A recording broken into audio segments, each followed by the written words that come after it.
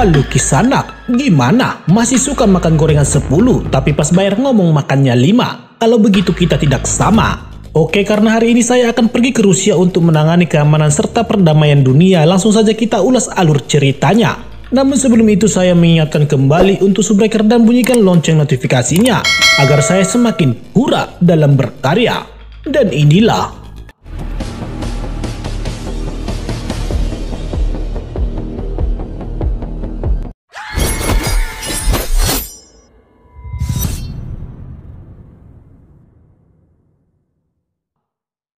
film. Diawali 32 hari mereka hidup di dalam bunker, di mana kehidupan sudah terbalik. Di malam hari mereka beraktivitas, sedangkan di siang hari mereka harus beristirahat, bak seekor kelelawar.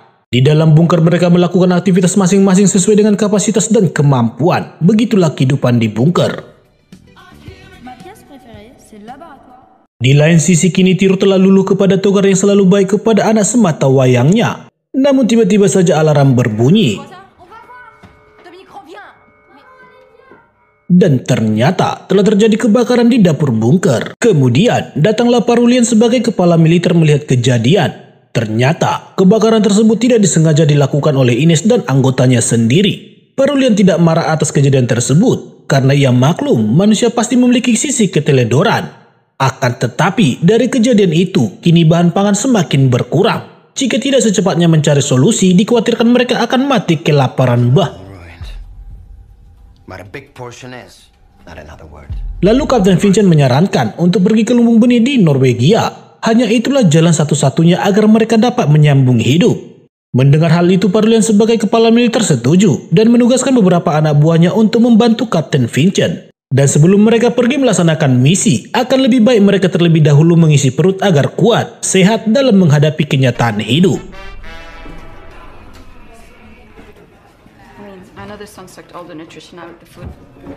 Sylvie kini sudah memiliki gaya rambut baru. Ia selalu terbayang-bayang dengan tindakan yang ia lakukan kepada Galo. Ia takut jika para pasukan militer ini melihat jasad Galo saat keluar menuju bandara. Untuk itu, ia memutuskan pergi ke ujung lorong guna menyembunyikan jasadnya. Namun tiba-tiba saja Parulian menanyakan hendak kemanakah Sylvie. Dengan alasan klasik, Sylvie mengatakan hanya ingin mengecek pesawat di bandara. Untuk itu, Parulian pun ngotot ingin ikut. Sampai pada akhirnya Sylvie mencari alasan baru dengan mengatakan bahwa ia salah mengambil kunci mobil. Pada akhirnya mereka gagal pergi. Merde. 421 steps each way. Di lain sisi, seorang wanita yang bekerja sebagai duta besar yang bernama Mona Lia menghubungi pihak militer di bunker Rusia serta merta menyampaikan bahwa mereka ingin pergi ke bunker di Norwegia untuk mengambil bibit benih dikarenakan stok makanan sudah menipis. Sementara saat ini Samsul mencoba untuk mempelajari matahari yang dibantu oleh Angel dan Poltap. Mereka melakukan pengujian dengan beberapa tikus yang diletakkan di bawah sinar matahari, kemudian mengecek di malam hari. Namun, sepertinya uji ilmiah yang dilakukan belum mendapatkan hasil. Di siang hari saat beristirahat, Jack terbangun dan melihat seekor tikus. Kemudian ia memutuskan untuk menangkapnya. Ibunya yang sudah terbangun melihat Jack sudah tidak ada, langsung mencari anaknya. Dan saat menemukan Jack serta menyuruh untuk kembali ke kamar, tidak sengaja Jack menutup pintu yang tidak dapat dibuka dari dalam.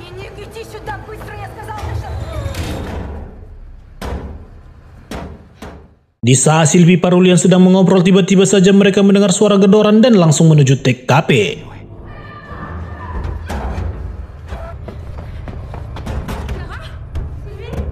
Ternyata pintu tersebut juga tidak dapat dibuka dari luar. Berhubung mereka berada di luar generator, Sylvie pun menyuruh Tiro untuk mematikan mesin. Singkat cerita, beberapa dari mereka pun langsung mendobrak pintu dengan kekuatan full, dan sepertinya hal itu tidak akan berhasil.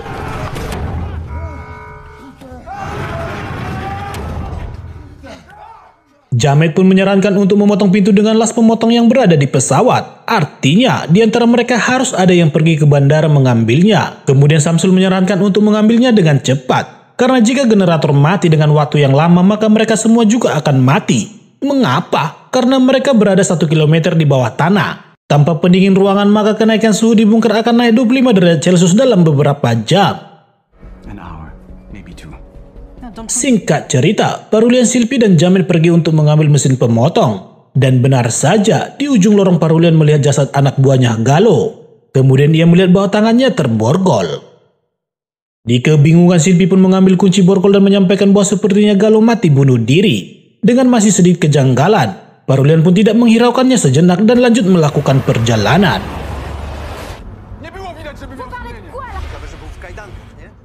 Sesampainya di bandara, mereka pun dikejutkan dengan pemandangan yang menyayat hati serta perasaan, di mana mereka tidak akan menemukan las pemotong dan tidak akan bisa pergi mengambil bibit benih. Mengapa? Karena bandara serta pesawat telah diledakkan oleh misil. Itulah ucapan dari Parulian.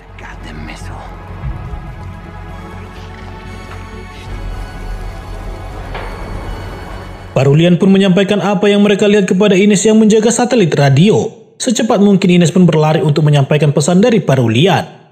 Mendengar hal itu, tampaklah ketegangan di raut wajah mereka. Tidak tahu lagi apa yang harus dilakukan untuk membuka pintu.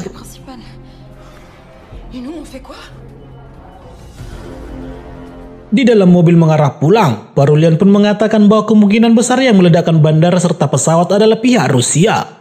Karena sebelumnya Monalia menyampaikan perihal pengambilan benih kepada mereka. Pihak Rusia tidak ingin benih diambil, oleh karena itu mereka memutuskan untuk meledakkan pesawat dan bandara.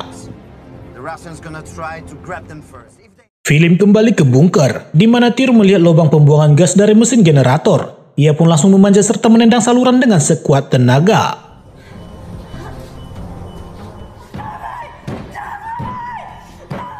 Singkat cerita, akhirnya Tyr dapat merusak saluran. Kemudian ia langsung menyuruh Jack untuk naik. Ia mendorong Jack masuk ke dalam saluran dengan sekuat tenaga namun gagal.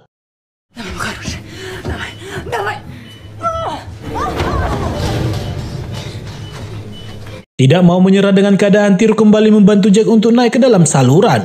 Berulang kali mereka mencoba sampai tubuh sudah terasa lelah, namun selalu gagal dan gagal lagi seperti kisah cintamu.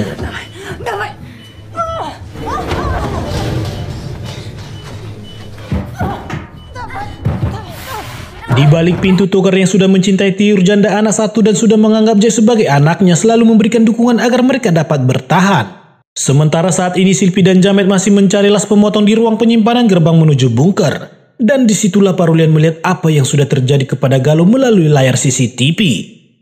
Meski Parulian sudah tahu hal apa yang sudah terjadi kepada Galo, ia masih tetap diam kepada Sylvie. Itu terlihat di saat Parulian langsung mengajak kembali ke bunker, karena matahari tidak akan lama lagi akan terbit.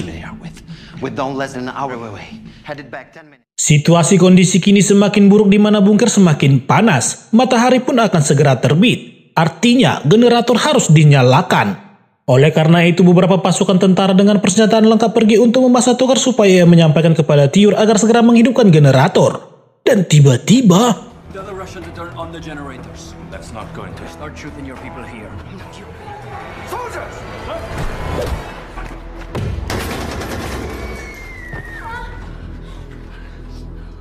ya, Parulian harus gugur terkena tembakan nyasar dari pasukannya sendiri.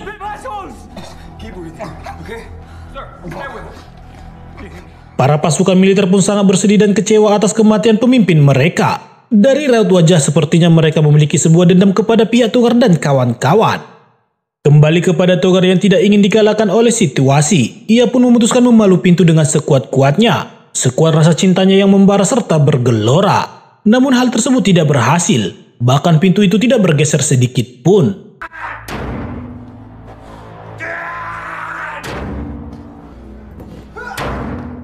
Di balik pintu kini keadaan Tyr dan Jack semakin parah. Tyr sudah paham sepertinya mereka tidak akan dapat dikeluarkan dari ruangan terkutuk ini. Ia juga paham bahwa orang-orang di luar harus tetap hidup melanjutkan perjuangan. Sampai pada akhirnya, dengan kerelaan hati, ia pun menghidupkan generator.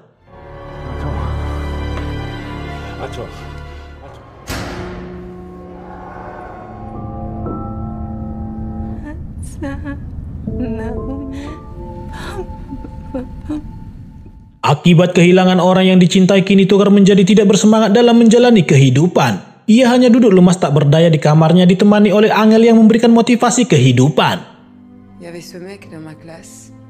je me suis fait du mal aussi. Sementara pasukan militer yang bernama Torang membuka pakaian Parulian karena besok mereka akan memakamkannya dengan acara militer. Dan saat merogoh kantung celana, Torang menemukan sebuah flash disk. Penasaran dengan isi flash disk tersebut, ia pun mencoba membukanya di ruang komputer. Dan ternyata isinya adalah rekaman Sylvie saat meninggalkan Galuh di pintu gerbang. Dan film pun bersambung. Oke teman-teman, film ini akan kembali kita lanjutkan di part yang akan datang. Untuk itu jangan lupa subscribe agar tidak ketinggalan kisahnya. Dan akhir kata, sampai bertemu kembali di alur film selanjutnya.